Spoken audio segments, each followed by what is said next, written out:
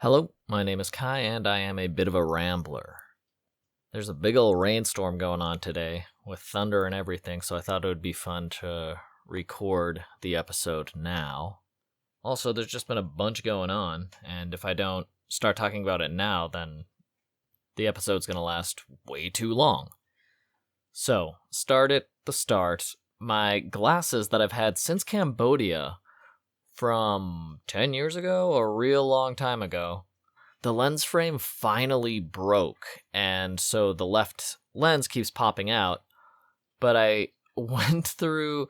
The last time this happened, I went to the dollar store, and I went through all the frames until I found one frame, because I got the most generic frame as possible when I was in Cambodia, in the hopes that I would be able to find one that fit them. And in Denver, I think, I found a pair of frames that fit my lenses, so I was able to do that. But now they broke again. Actually, the first time I think an arm broke, and I replaced that. And this time the actual lens part has broken, the lens frame.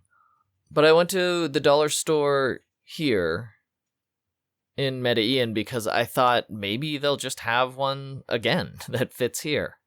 But I think now it's been so long that whatever standard 3 factories are printing out all of these dollar store glasses frames, the angle of my lenses and that just isn't what they make anymore. But I went through hundreds of pairs because when I'm looking for something just like this happens a lot, but if I'm looking for a pair of glasses that just happen to fit my lenses, if I just go through every single pair of frames, one of them will fit. So I did that this time, and I was spending a very long time. I spent like an hour just going through all of the frames, and one was so close, but it just wasn't right, so I didn't get it. And then I remembered that I had tape in my first aid bag, like masking tape, and I just took off a super little sliver of that and put it over the crack, and it's fantastic, because masking tape is strong but flexible, so when it moves, it can move without stretching out, whereas like that clear packing tape stretches out too easy. I was using that for a bit, but it didn't work. Anyway, I'm happy to report that my glasses lens are all good now, again, so I can read, which is good, because I've been reading a bunch, and I actually kind of use my glasses as a barrier whenever I'm on a screen. I feel like the blue light... Ooh, yeah, you got that thunder? Nice. I feel like the blue light coming out of screens hurts my eyes. Like, it makes my eyes tired. It gives me eye fatigue after a while or something, and my glasses seem to block some of that radiation, which car windows block a lot of solar radiation, so you won't get sunburned even if you're pale white and the window is rolled up, even if the sun's coming through, but you will get burned if the window's rolled down. Glass just stops a bunch of radiation. So I usually wear my glasses when I'm on the screen, and that seems to help me a lot with my eyes going red and tired if I have a difficult situation, like I have to play a video game for 5 days in a row, or I'm watching 17 movies. Like I've been doing this week, I've just been watching so many movies lately. In fact, let's just bomb through some of these real quick. Bug, 2007, has Ashley Judd and, importantly, Michael Shannon. Great actors, good movie, very difficult to watch, very body horror, almost uncomfortable to watch for the last, 30-40 minutes. I watched The Watchers, Irish folktale movie, pretty fun. Knockin', which is a Swedish Groundhog Day time loop movie, not good, and I'm angry I watched it, from 2000. Finally watched Thunderbolts. I didn't hear much. It was pretty fun. I'm glad Florence Pugh is a new Avenger, but I'm kind of confused if they're really new Avengers, or if it's gonna continue, or what. I feel like Marvel themselves don't really know.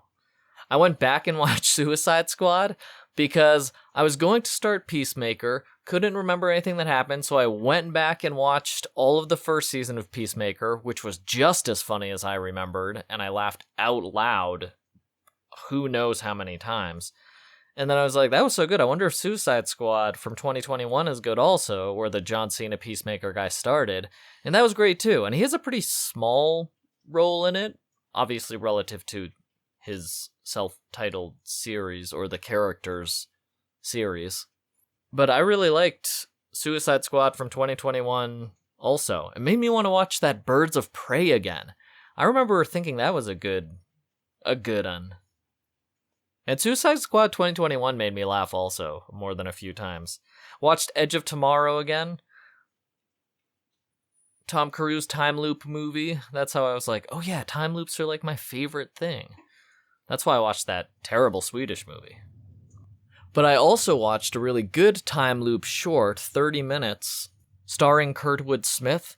Many people might know him as the dad from That 70s Show, but he's in a way better movie called Patriot.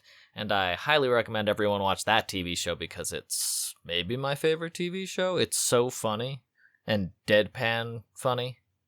Then I watched Top Gun Maverick, which didn't really like the original Top Gun. Definitely digging Top Gun Maverick. It was pretty good. Great to see Jennifer Connelly again. Reminded me of Snowpiercer, the TV show that I haven't finished yet, but I found out that Snowpiercer, the TV show, is based on a comic. Like a comic from 1970 or something? 1982, Snowpiercer was a French comic called Transpierce-Neige, which is Snowpiercer in French. I always wondered, I thought that was not a good name in English. It sounded so weird to me, and I wondered why they chose that name. And I didn't realize it started as a comic 43 years ago. That's why, because the name is literally Transpierce-Neige, the Snowpiercer.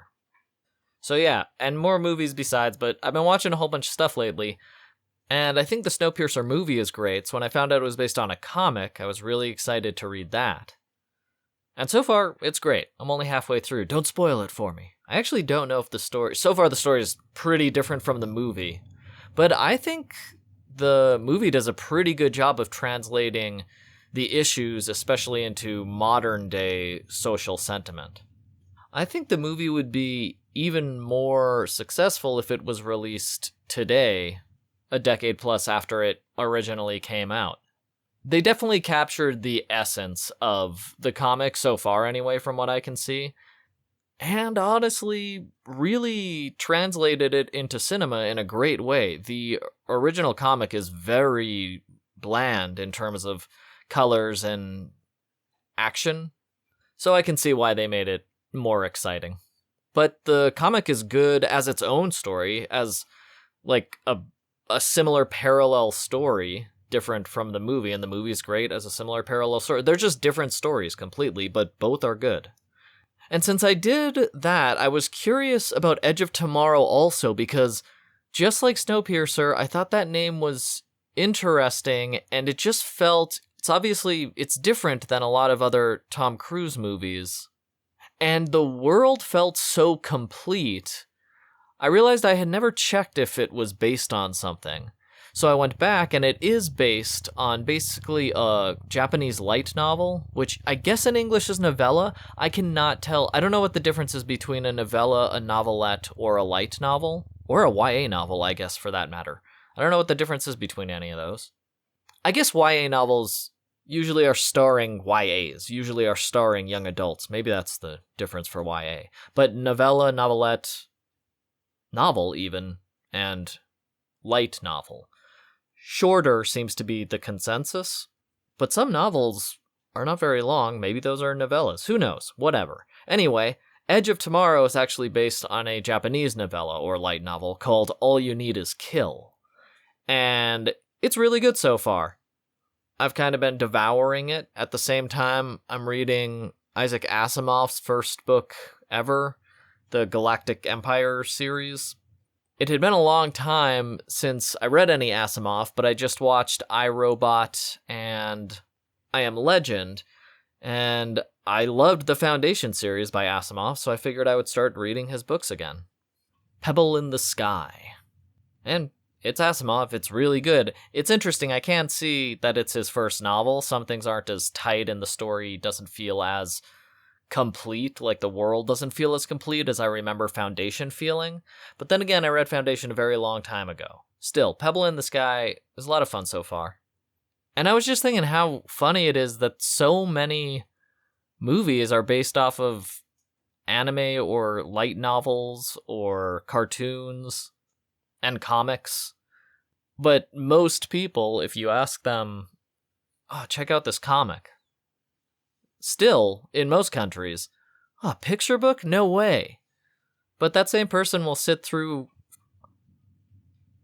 40 hours of Iron Man, Marvel super comic movies with the plotline of, I'm the strongest, there's the stronger guy, now let's go fight that stronger guy and win. Into the Spider-Verse killed it for a newer comic movie. But folks, a story is a story. Regarding animation as a less valid form of creative expression compared to only typeset letters, it's bizarre. It's like it's like seeing everything in 3 primary colors and nothing else. If it's not in those 3 primary colors, then you won't interact with it. That's how I feel when someone tells me they don't watch cartoons or animation at all in any form. Or they don't read graphic novels or comic books or anything. It's like, that sucks. There's so many good stories, and they simplify them on the big screen a lot of the time so that mass audiences can understand them. But a lot of the actual stories in these comics are very emotional and complex and fun. And an important part of the culture. Like with those Iron Man movies, you have to recognize that, or all of the superhero movies, those are straight up simple, the simplest of comic book characters. Or at least comic book concepts. And the largest companies in the world are spending hundreds of millions of dollars on each concept because they know the stories have mass appeal. Humidity and electricity mess with this microphone. And it's messing up the sound, so I'll finish this later. Okay, this should be better. But the rainstorm is heavier and I had to open up the window. But rainstorms are cool. Anyway, if you don't like comics or animation, it's the exact same as saying that you don't like books. Like, some books you don't like, but you'll probably like some books. Go ahead and explore. So there was a pretty big Airbnb thread on the Lemmy community for the podcast, and a lot of people, mostly Americans, were concerned because I said that you can travel around the world for $500 in most countries to $1,000 USD per month in all the other countries. And immediately I got a lot of naysayers talking about how it's impossible to live in Canada for anything less than $1,200 in a city. And the only place that you can live is on some farmland, rural area somewhere that's completely unpopulated. Now, I want to bring this up because it's really important to stress that that's incorrect by the numbers. If you get Airbnb or Booking or whatever, I use Airbnb because it's easy to search, almost every country is on it, and the host can set the price however they want to. So if you go on Canada, at the same time these people were saying it's impossible, Canada's in a housing crisis, you can find apartments for less than $600 all across the country. There were about 60 when I checked and posted screenshots so that people could see the actual prices. But it was really interesting because I got a lot of people who, some of them said they were from Canada and the rest were from the US, it sounded like, because of the prices they were quoting, and then because when they talked about traveling, the only countries they talked about were either Canada or Mexico. But if you search for housing, you can find it under $700, the rest for groceries, all your utilities are included, and you can live in Canada for $1,000 USD a month. That's what it has been like since I started traveling and looking at Airbnb, and renting options when I left the US and a decade plus later, all those prices are essentially the same, which is really interesting considering how crazy inflation has been. But housing was a little better right when I left the US, but 3 years later when I returned, it was about as crazy as it is now. And then it got a little bit worse every year. But the thing to remember with traveling is that you are completely free to choose wherever you want to. If you are traveling indefinitely, then you're not going to be trapped to a job so you have to live in a specific neighborhood. Or you're not going to be trapped in a specific state. You're not going to be trapped in a specific housing style. You get to look at the entire listing of a country. And in an entire country, whatever that country is, there are cheaper and more expensive options for the same amenities and the same services. If you try to buy an apartment dead in the center of the city, you're going to be less likely to find a cheap place than if you buy an apartment or a house out in the suburbs. It's cheaper out in the suburbs. And very often, the suburbs, 20-minute drive into the city. Or a 40-minute bus ride often. But I want to live in the city. Okay, that's fine. I know a lot of people like living in the middle of the city. The great thing, again, about traveling indefinitely is that there are new available places popping up all the time. And Airbnb does a monthly discount. So if you're searching for a place you're like, I only want to live in one city, and I only want to live in the middle of that city. Thunderstorm. That's still not impossible. That's still very probable that you'll be able to find a place in short order. Because new properties go on these booking websites all the time. And the newer the booking is, the more likely it is to have a pretty steep discount. But no matter what, if you book more than 27 days on Airbnb, you get a often 30% plus discount. They're huge discounts if you book by the month rather than by the week or by the day. So it's very easy to find places in the middle of the city that are still affordable if you're a traveler, because if you can stay for 28 days or longer, you get a huge discount as a monthly traveler. Monthly travelers are more responsible, the stuff doesn't break, the host doesn't have to clean as often.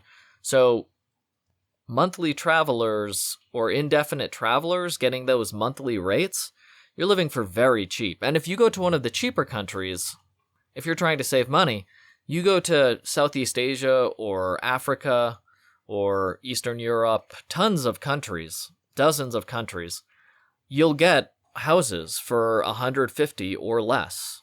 Certainly studio apartments for $150 or less. And if you want a bigger one, basically that's the only difference, because you get all the same amenities and services. But if you want a bigger one, then it's $300 per month. So the prices are there, and if you're listening to me tell you about $150 houses, go look at the cost of living for countries. Look at anything in the bottom half of the list. It can be a perfectly safe country.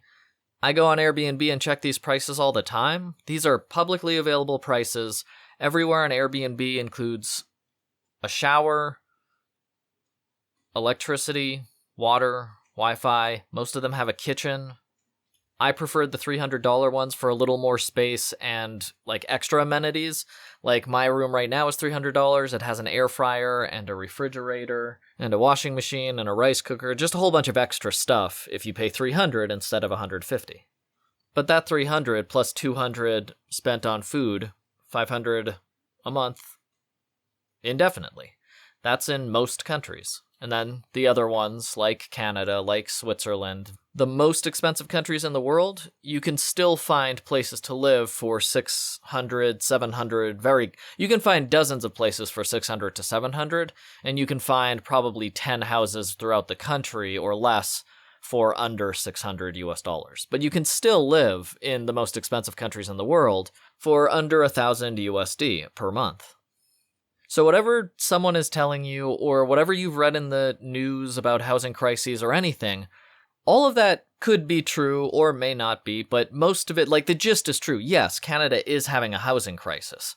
But if you can search the country and just look for an apartment that you're looking for, one in a city with a washing machine or whatever you're searching for, you will find that because countries are large.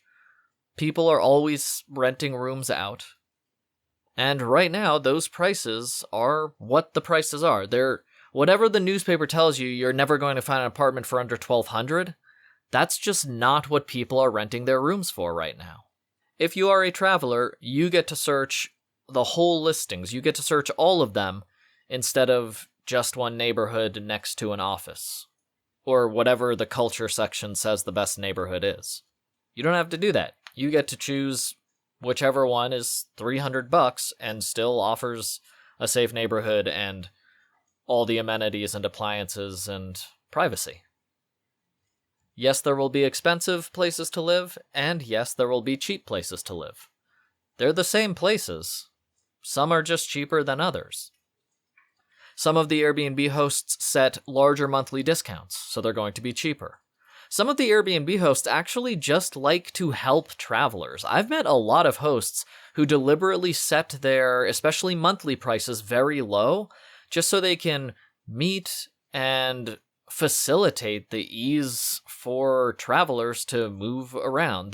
They're still making money, of course. The hosts are. But they like the idea that people are moving through their city and getting to enjoy the parts of the city that are amazing.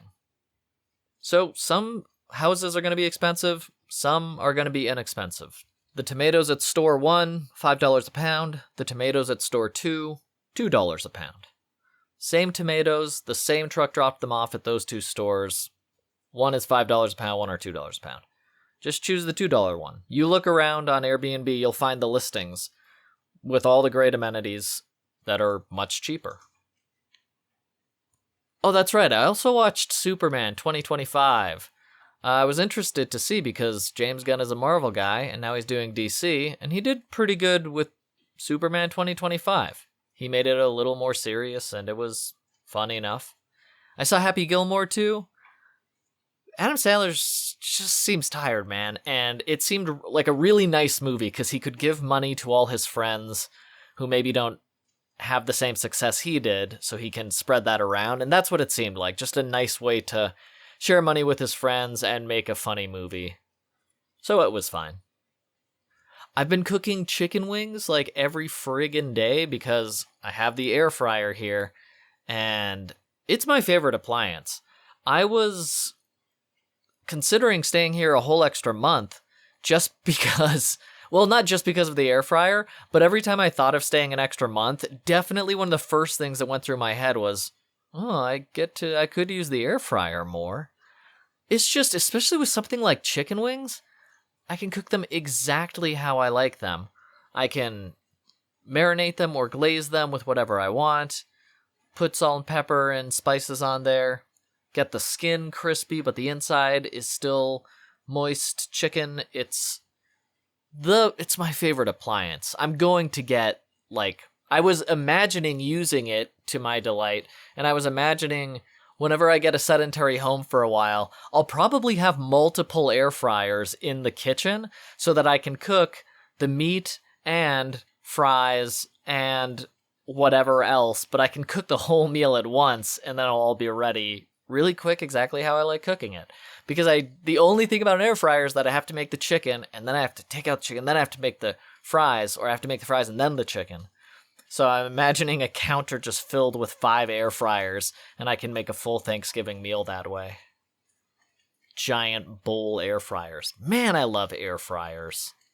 So I've been eating all these chicken wings lately because of the air fryer, and I was like, let's just go crazy and buy twice as many or more than twice as many. I bought a huge bag of chicken wings just to see if I could eat them all. Because chicken wings are crazy cheap here, less than $1 a pound. So I bought 3 pounds of them and had a chicken wing party, and it was a great chicken wing party. The chicken wings were perfect. Every single time I cooked them, I cooked 4 or 5 at a time, and I watched all of Peacemaker Season 1. It was super fun. I've also been watching Oishinbo lately, that Japanese show about this guy has a really good sense of taste. And they made one episode where a chef from America, Jeff the Chef, joins. And he does this he wants to become a Japanese sushi chef or learn all the knowledge of cuisine in Japan. And so he goes to a master, basically, a Japanese master, Jeff the Chef. And the master holds out a daikon radish, chops the ends off, and then uses a knife to cut like a meter-long strip of daikon radish in one continuous piece. And he says, "This is your practice." And I thought that was really interesting as a way to practice. And I think it actually is a real way that chefs will see how much control they have over their knives, how good they are at using their knives. And I want to try it, but I don't want to cut my hand open. But that was a pretty fun episode. But then right after that episode, that show got real political/cultural. There was a lot of statistics in it, which are true, and it was interesting to learn about those statistics. But what was interesting about this episode were a couple things. One, it was one of the very few two-part episodes in this show. And two, it was adamantly culturally definitive. It's about whale meat in Japan. And for the first 10 minutes, or maybe 5 minutes, I was like, wait a minute, are they setting this up to be pro-whale meat, like hardline, or... And they are. So there's 2 episodes in Oishinbo, by far the most abrasive, but they do put out a lot of very good data. It's not all correct, but that show is like 40 years old now, so it makes sense that it's all not correct anymore.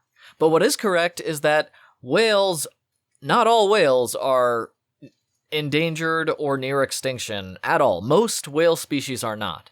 And the ones that Japanese fishermen do hunt are in no way endangered or near extinction. Their numbers are still increasing for the past 40 years now. The problem is when they do hunt one humpback or something that is endangered.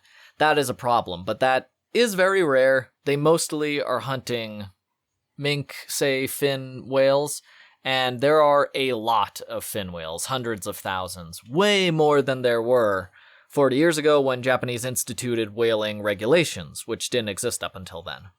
So what you know about Japanese whaling, I agree. I don't like that they hunt whales, but if you look at the numbers they are hunting now, especially in relation to how many cows, pigs, chickens, the rest of the world is killing every year, it doesn't look as crazy as some headlines might make it look. If there are 40 whales, which is common when they're hunting fin whales, if 40 fin whales are hunted that year, that means that there are another 70,000 fin whales out there. So it's really a very small part of the population. The whale that gets hunted the most is the minke whale, and you might get around 1,000 hunted per year these days, but there are near 1 million of them around the world. There were 760,000 at the last count, and that doesn't include all of Earth's oceans, just the ones closer to the equator, so there could be well over 1 million, and they're only killing 1,000 per year. Now, I don't think they should be hunting whales either. Don't worry, I like whales. Saw them when I was a kid, saw them when I was adult. I think they're cool. But that is the reason that I don't want us to hunt them, because I think they're cool and smart. I also think cows are cool and smart, and I also think pigs are cool and smart. Also, it's really important to notice the hunting numbers, because 1,000 minke whales per year might sound like a lot, but it's down way more than 90% in the past generation, really, in the past 30 years. Every year it's going down and down, so it's already kind of a endangered part of cuisine. Not many Japanese people eat whale, not many Icelanders eat whale. Whale eaters are rapidly going down. Just like every other food in the world, someone's going to harvest a few every year. But Save the Whales worked, basically. It worked around the world. When it started in the late 70s, there were thousands of whales of all types being hunted all the time. And now you're down to maybe 20 from some species. Like I said, the most popular one, you're down to 1,000 per year. It used to be 6,000 when the Save the Whales started. So that means every year they're hunting hundreds of less whales. So while it would be nice if everybody just stopped right away hunting whales, it is pretty gratifying after watching this TV show that so strongly advocated for whale hunting that, if nothing else, they kept the numbers up until the show aired in 1986 very consistent and very accurate. Also, an important thing to note is that Japan almost exclusively hunts within its territorial waters, for many reasons, and some of those waters are obviously disputed. But most whales, as in more than 9 out of 10, are hunted within the territory of Japan's waters, where it chooses to continue whaling. But despite that continuation, even Japanese people, dedicated as they are to their culture, are less interested in eating whale. So the industry's going down in any case, which is good for me to hear because I just have that. I like whales, don't want to see them hunted. But I was glad to find out that even 40 years ago, when the Save the Whales movement started, the numbers were a lot better than that movement made it out to be. Even back then, the minke whales and the fin whales weren't endangered, and now they are thriving populations, basically. So if I go back to Japan, I might try whale. I will make sure it's the whale that is of a healthy population, but I've eaten dog and pig and cow and mouse. I've eaten everything that people have given me in different countries, so I have no compunction against eating another species from a healthy population. I didn't eat whale the first times I went to Japan because I was unaware and I had never taken the time to really look at any of the population numbers. So I assumed that all whales were endangered because if I asked anyone I knew, I was told, yeah, whales are endangered and they're being hunted to extinction. And that's just incorrect. That's just not true. There are either dozens or hundreds of members of different species of whales being hunted per year and harvested for their meat. I mean, I don't know how many chickens or pigs are harvested for their meat, but it's more. 86 million cows. 86 million cows are harvested every year, and that's India's divine animal. So I definitely understand whales are super cool. They're big. They're probably smart. I think they can talk myself. I also happen to think that other animals can communicate, and humans just haven't figured out how they talk to each other yet. So, by the numbers, I agree with the show that it's unfair to malign whale eaters because most people in the world are also eating smart, fun, cute animals. And of course, whaling is as old in Japanese culture as their history. So I see what they're saying. But they got so into it. The number stuff was good and good points. But the gusto with which they converted everyone in the show, it just felt like a step too far. Like they were like, and it's good to eat whale. And it's delicious, which I bet it isn't because all the numbers are going down. I bet that's partly due to, because from 1970s, that's when when factory farming came into popular society and you could get cow or chicken or pork really easily.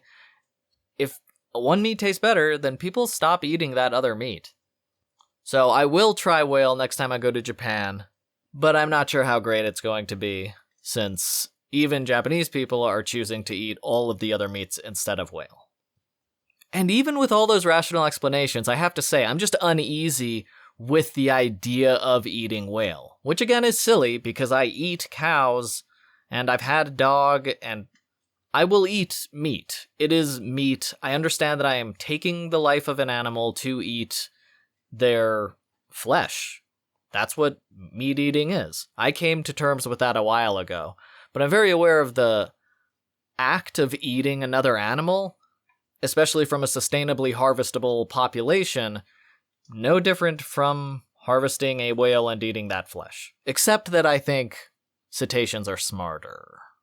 But I don't know. I don't know if I think they're smarter than cows or pigs. I think they're probably smarter than tuna.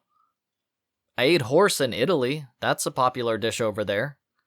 Yeah, I will eat different meats. It's definitely tricky because I still just feel weird about eating whales, and I bet it's because I grew up with a lot of misinformation about the population of whales, and then you're just born into whatever culture you're born in. So I'm like, these are the 3 normal meats. People who eat other meats are weird. And then I grew up and realized that normal is normal and weird is weird, and it entirely depends on where you are coming from.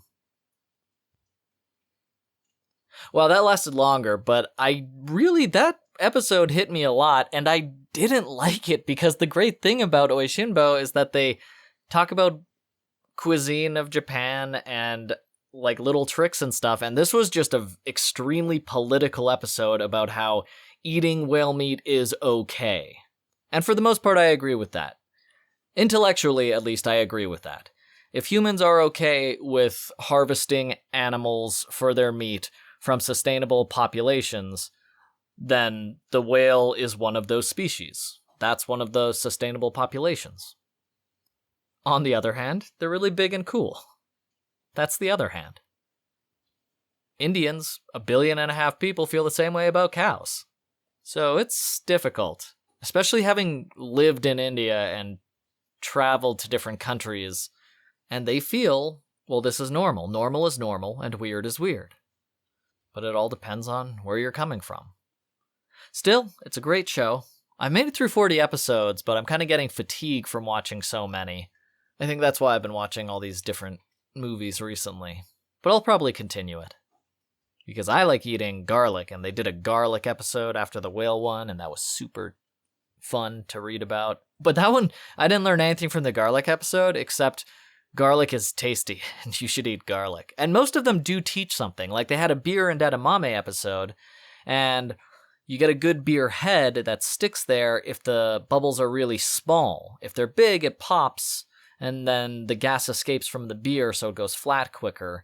So they have really interesting information for a lot of food and drinks. Just interesting culinary information in general. Oh man, so I hiked up this trail, and I was really excited to hike up the trail because it was only a 25-30 minute walk away before I could start the trail, and then I would be going up on the mountains outside of Medellin. I thought that would be super cool. But then the trail kept going, and I realized I was hiking all the way up to a famous viewpoint that was pretty far away. But I just kept going one foot after the other. I saw some mountain bikers up there, and they told me to be careful, but they were fine with me hiking up that trail. They just said, like, just keep your eyes open in case someone's bombing down the mountain. And I just kept going. And halfway up, there was a green grass playground and exercise equipment. And I was like, what the heck? And there was kids playing there and families in a little parking lot. So there's a place you could actually just drive straight up there on a different road. And I didn't realize that, so I went up like this back super difficult trail and hiked up. But I kept going, and I was panting hard. It was the hardest I panted in a long time. Maybe because I'm at elevation and I haven't hiked in a while. And I had been hiking for a long time, and because I thought it would be a quick hike, I didn't bring any water.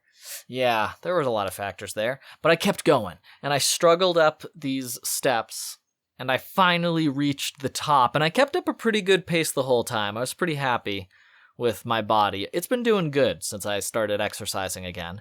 And when I made it to the top, I was again shocked. The whole top viewpoint of the mountain covered in dozens of people having picnics, flying kites, exercise. There's a huge exercise gym at the top of the mountain. There were probably dozens of people just on the exercise equipment. Like, it was packed. It was a huge, fun green park on the top of this mountain. And I was like, where did you all come from? Like, how did you get up here? And then when I started going downhill after using the exercise park a little while, because I've never climbed up a mountain exhausted and then exercised at the top. So that was pretty crazy doing pull-ups at the top of this mountain after a 2-hour hike. Turns out there was another road that goes straight up to the top of the mountain that you can drive to from the city. So everyone there had driven their motor scooters up to the top of the mountain. And I was one of the few people who had actually hiked for a couple hours to the top of the mountain instead. And that's fine. I don't mind that they rode up there. It was just really funny trying to figure out, wow, I can't believe all these people hiked up this mountain. That was like a pretty intense hike, and the trail isn't great, and there are a lot of children here. And then I walked down the other side of the mountain, and there was a parking lot with a bunch of parked motor scooters, and I was, oh, I get it, okay. But man, it was so cool. Everyone was having a ton of fun. Music playing, and like I said, picnics, and a bunch of people exercising, just having a good time at the top of a beautiful mountain with absolutely amazing views. It was pretty great. A couple nights after that, there were these two kids who he drives his girlfriend home and then parks outside.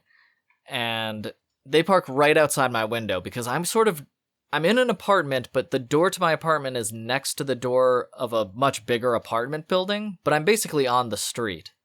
I mean, I have a street-facing door. And this time, when they showed up, they didn't leave right away, and then I heard some noises, and I looked out the window, and I was like, oh man, these two kids are trying to get it on in his car. And I don't mind about that at all. Go for it. I salute you, youngins.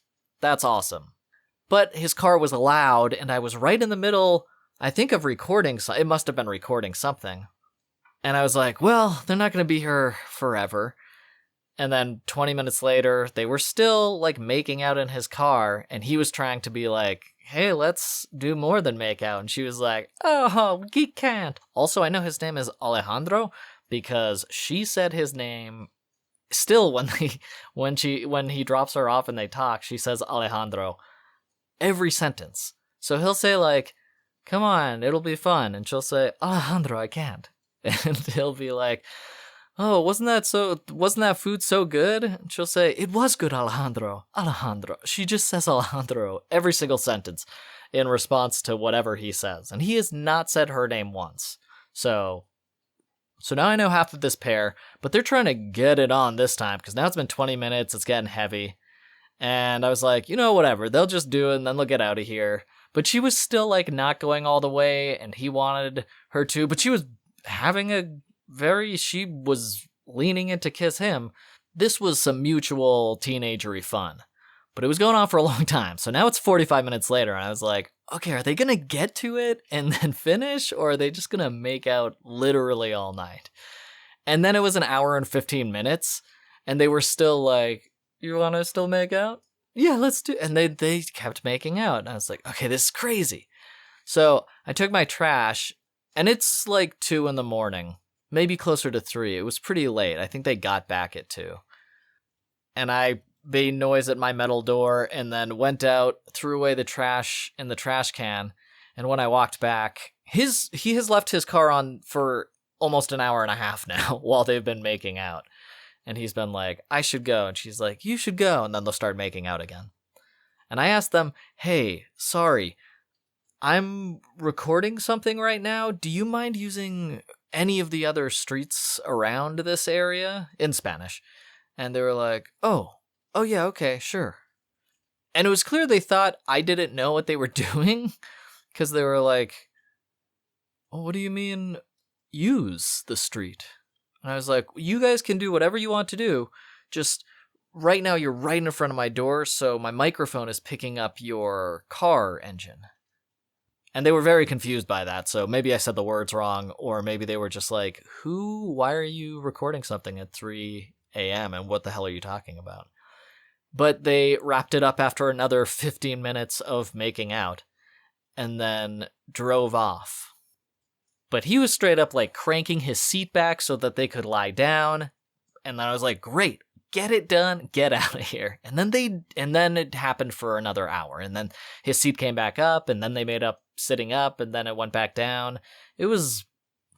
And when I threw away the trash at the end of the street, I walked back, and I'm walking back under the streetlights, the only figure in the entire street. His headlights are on, and the whole thing I'm walking back, I can see straight through the windshield. She's on top of him in the front seat, and they're just like going at it with the car on. The windows are down. Also, all the windows are down.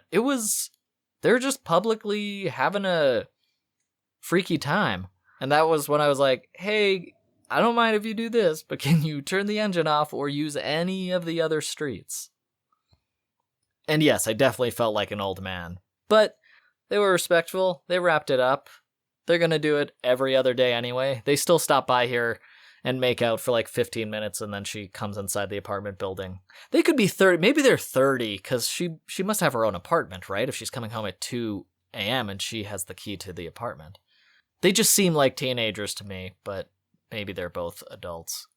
Anyway, Alejandro and Red Hair Girl, good on both of you. Thank you for keeping it quiet since I've talked to you. Okay, I had the first orange chicken I've ever liked because it wasn't sweet. Oh, actually, you know what? I did have orange chicken in China finally last year, and it was actual Chinese orange chicken, which is not a popular dish in China, and I had never had it, and my Beijing friends had never had it before. I was told all 7 years I lived in China that it's not a Chinese dish, full stop. Every Chinese person I know. Turns out my Chinese friends are incorrect. If you go to the south of China, they, instead of Christmas trees, they have orange trees for holidays. So you'll get an orange tree, and it's a holiday thing. So orange chicken is a Cantonese holiday dish. And it's not sugar, it's mandarin juice made into a syrupy glaze, and they put that on the chicken. So you get more of a soury with some salt, and it tastes great. It tastes very good because it's not just orange syrup, orange sugar syrup, which tastes like a Kool-Aid pop on a piece of chicken, which I don't know. I don't know why people like that so much. But real orange chicken in China was good, and I had pretty good orange chicken here in Medellin, which really surprised me because it's orange chicken, and they don't have a lot of Chinese restaurants here. But it was pretty good. Maybe that's why it was good, because they didn't put in too much sugar that's so popular around the rest of the world for orange chicken. I also had a really good panini, ham chicken panini with a little bit of cheese, and a really interesting type of bread. It felt like a sponge cake almost, but it wasn't sweet. And they paninied a sponge cake around pulled chicken and ham and cheese. And it was one of the best paninis I've ever had. And it wasn't even crispy. It was very good. And with that, I got a coconut milk lemonade mix. Fresh. So the fresh juices are really popular around here. You can get a fresh, any type of juice for $1, which is kind of expensive, yeah, but it is straight up fresh juice from a fruit they juice right there, like all the places here. And there's no added sugar. So I saw they had lemonade, and she said, it's actually a coconut water lemonade mix. And I was like, what? Give me that. And it tasted exactly like a candy that I cannot remember. But fresh coconut water mixed with lemonade tastes like some citrusy, maybe a starburst, maybe like a red starburst or something. It tasted so much like a candy I was familiar with, and I couldn't quite place it, but it was like a bubblegummy citrus.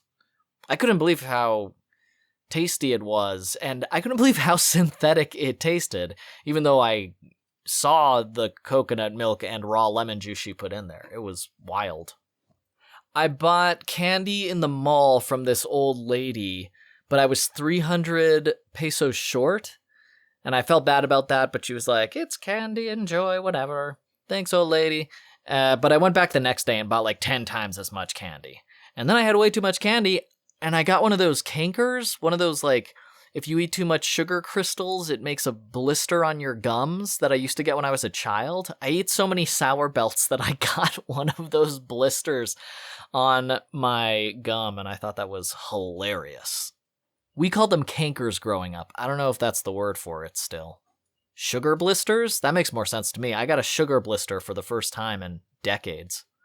from eating sour belts that I bought partly out of guilt. But they taste good. All right, so there's a huge park that I've been exercising at. They don't have a lot of exercise equipment, which is weird because all the tiny parks have a lot of exercise equipment, but this huge park does have a 2-kilometer bike track, paved running track, and grass top running track separate from those two. And I've been running there every day, and it's been so great to start running again. But whenever I run and start getting healthy, my body is very clear to me about the food I'm eating, and it's like, that's not healthy. For some reason, when I run, ever since that first time I fasted in China, I've been able to hear my body telling me how nutritious something I'm eating is, and when I run, that becomes even clearer a message. So I've been running a lot more these days, and now when I want to eat fried chicken or something like that, my body's like, nah, that has 20% too much oil. And it just knows exactly, it's like, you should probably go get a couple clementines instead. You can have a chorizo, but make sure to fry up some garlic with that. Like, it's so clearly telling me to be more careful with my diet. And it's also interesting because that means it's been a while since I have been running, and it definitely has. And this is a mountainous region, but the grass top track is pretty flat, so I can run for a couple hours pretty easily. Oh, and I'll get to that later, about my elevation training. But that park rocks. It's very comfortable. It feels like a completely separate area because there's so many trees and grass that block off the park from the rest of the city, including the extremely popular street, Calle 70, that's right next to this park. But with all the trees, it really feels like a separate area. It's a great place to jog, and I've been enjoying it lately. Oh, and there's an amazing view of the eastern hills of Medellin from that park. And there's also an airport, like a domestic airport next to it, so maybe once an hour a plane will take off. But even the plane isn't very loud while you're jogging around, and because it's an airstrip, it's all just grass except for the runway, so it feels even more open and separated from the city than it actually is. That place is great. I usually use the calisthenic stuff, pull-up bars or press-down bars. They even have a boxing gym. They have an ultimate frisbee golf course, or disc golf they call it. It's cool. That is a cool park. Oh, I've had homeless people. I thought it was going to be a thing because I had 2 homeless people ask me what time it was while I was walking past them, and I told them what time it was. And then the next day I had another homeless guy ask me what time it was. And I was like, what is your schedule? So I don't know what was going on with that, but no other homeless person has asked me the time. But since it happened twice in a row, I thought it was going to become a thing. Then it didn't. I was waiting in line in the supermarket and someone started speaking to me in Spanish, and I couldn't understand what he was saying. He kept saying, fila, hace fila. And I was like, I'm sorry, my Spanish is the worst, and I'm the worst. And he was like, no, it's okay, your Spanish is good. And I was like, no, I study every day, but I still don't know a lot of words. So sorry, what is fila? And it turns out fila means line. And he was just saying, are you waiting in line? And it must be one of the most common words in the language, but I didn't know it. Linea is what I was thinking is line. But that must be like a drawn line of something. But now I know how to ask people if they're waiting in line, and I actually did that a few days later. Because one guy couldn't decide which place he was going to go, and he was just standing in the middle of 2 cashiers. And I was able to ask him if he was waiting in line. So even though I sounded silly in that first line, I learned an important word, and now I know Spanish a little bit better. A guy in full clown makeup, wearing stilts, walked around the corner and gave me a high five while I was walking down to my jogging park.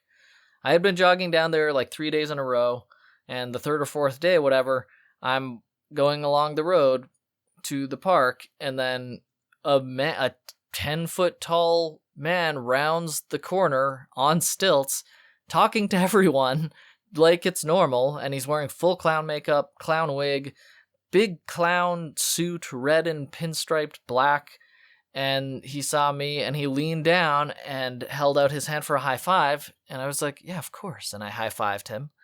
And then he just kept walking up the street. And these are mountainous streets, so I don't know. I would have liked to watch him walk up one of the hills. This was one of the few flat streets that he rounded the corner on because it's near the main street. But that was bizarre and pretty cool. Medellin is cool. By the way, this city, it's been another week since my last ramble about the city. This is a cool city. This is a city I could chill in. There is great food. There's not too many people. It's extremely modern. They have all the electronics, and it's very well taken care of. The city is clean, and they have cool thunderstorms, and they have great parks. They have exercise equipment everywhere. They have a ton of museums.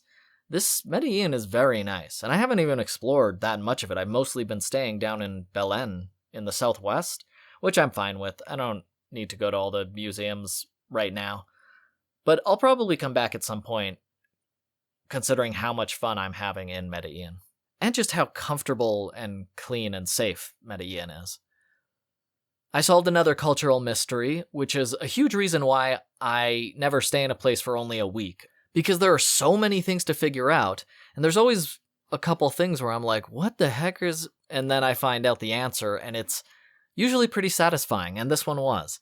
When I moved into this apartment, the first day I heard people whistling a lot. Man, I can't whistle much anymore. I haven't whistled in a long time. But they were whistling like that, but very loudly, so you could hear it down the street. And the first thing I thought was drugs, that they're selling drugs to each other. But my neighborhood's pretty quiet, and I am very close to a police station, and I don't know, it was happening so much it seemed sort of unlikely that it was drugs, and I just lived with it for a week or two, and then I finally found out what it was. I was walking home, and there was an older couple outside the front gate to an apartment building, and the woman, the old grandma, whistled out this bird whistle, like loud bird whistle, and then yelled up, "Hey, Gabrielle, are you there?" And I realized that's what they do here. Instead of just yelling out, the whistle will travel so much farther and be so distinct, you can hear it inside as well.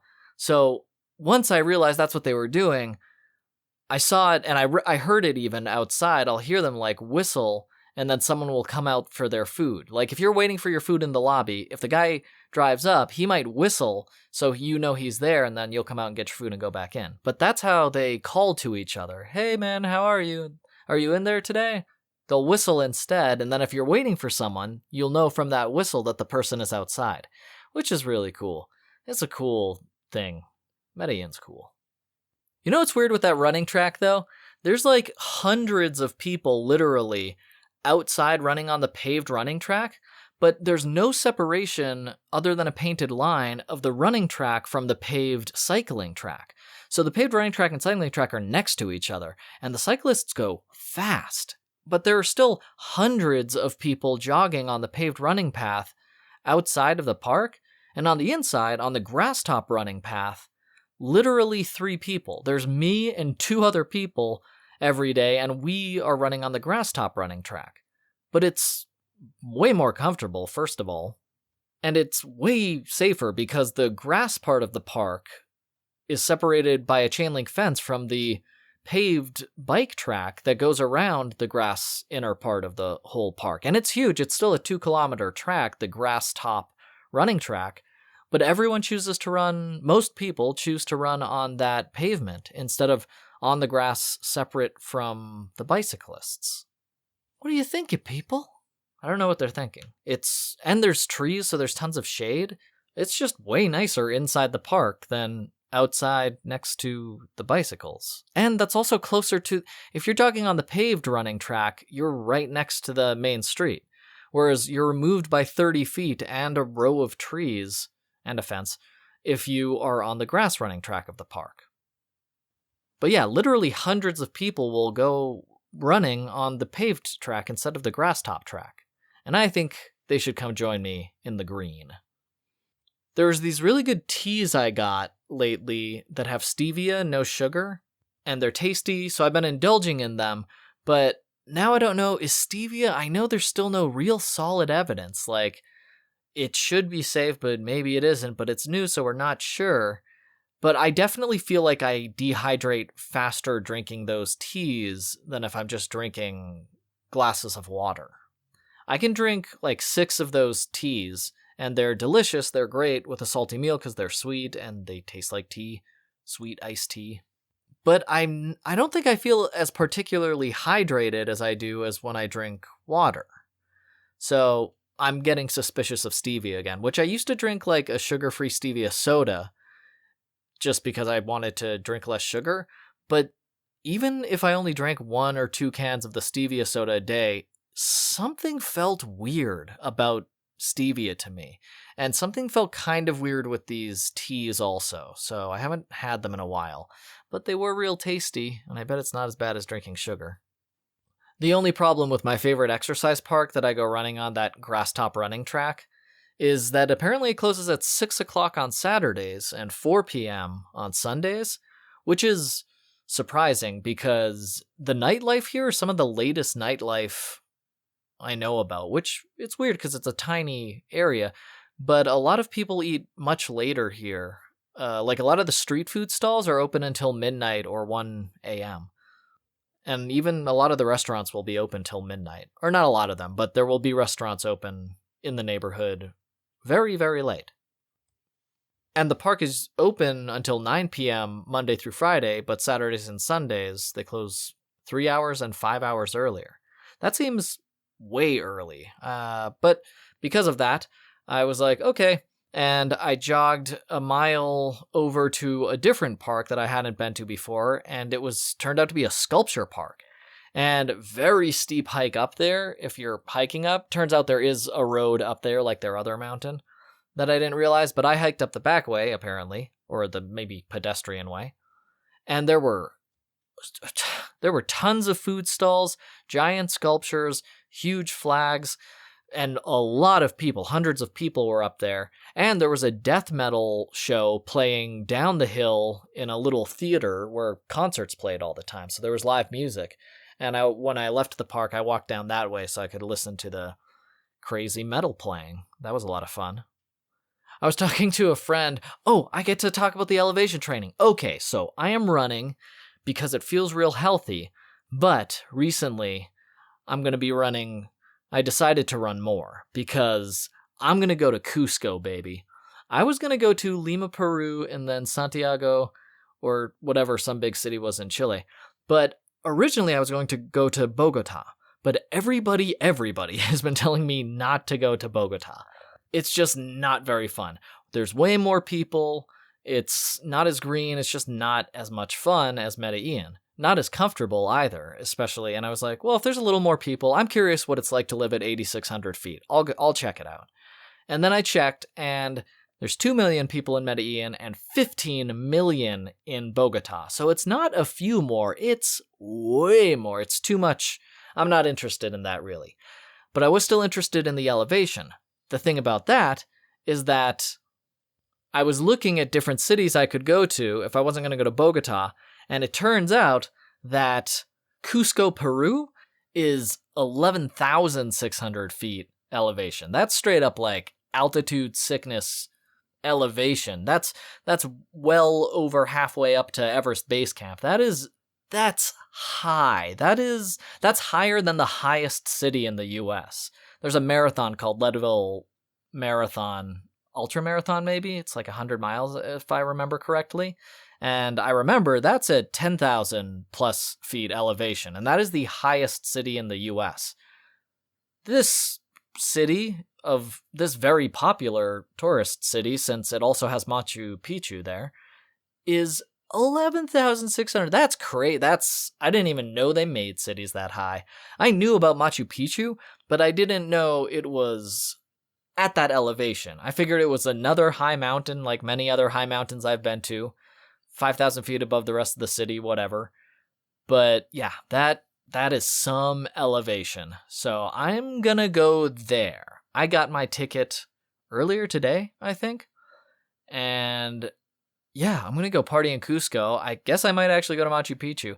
It's such a popular destination that I've never really been interested in it, even though there's no denying it looks absolutely beautiful and all the pictures are super cool.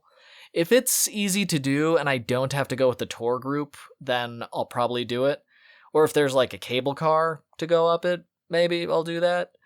But if I have to do some kind of tour thing, I might not actually go on top of Machu Picchu because I don't like tours very much. But I think I'm going to like Cusco. They have tons of museums. The city looks super cool. That elevation is going to be crazy. I might get altitude sickness. I don't think I've ever been up that high. I don't think so. That's some height. But yeah, I booked another week and a half in Medellin so that I chose whatever the cheapest ticket was. It was $40 cheaper than everything else. And it was 10 days after my original reservation ended in Medellin. So I booked that 10 days out, changed my reservation Medellin to 10 days further. I'm all set. So pretty excited to go to Cusco and see a new country. Also, Peru, they have alpacas there are really popular. I love alpaca fur, but I'll have to be careful about buying stuff because I bet it's going to be pricey, but probably not as pricey as frickin' every single thing in the US that I've bought from alpaca stuff. I just feel like they'll make touristy, crappy alpaca stuff for the tourists, so I don't want to accidentally buy any of that. Also, it's going to be frickin' cold up at 11,000 feet. It was already going to be cold at 8,000, so I don't even know if I have warm enough clothes, but I will find out when I land there, and if I don't, then I can get some clothes while I'm there. It'll be fine. I didn't even know that the city next to Machu Picchu was called Cusco. I knew nothing about Peru, which is what I know about most countries I don't visit.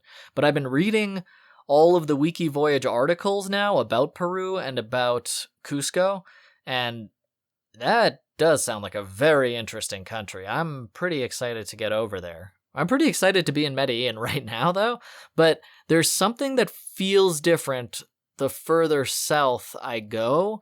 I think it's going to be significantly different, the south of South America, rather than where I am now at the northern part of it. I don't know. We'll see. Cusco, it's cool, so I will check out now, and I will talk to you very soon. I hope you're having a wonderful day. I am.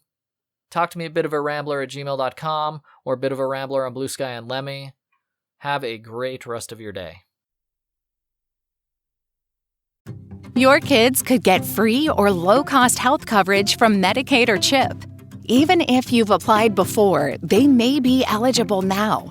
Kids up to age 19 are covered for checkups, vaccines, dentist visits, hospital care, and more.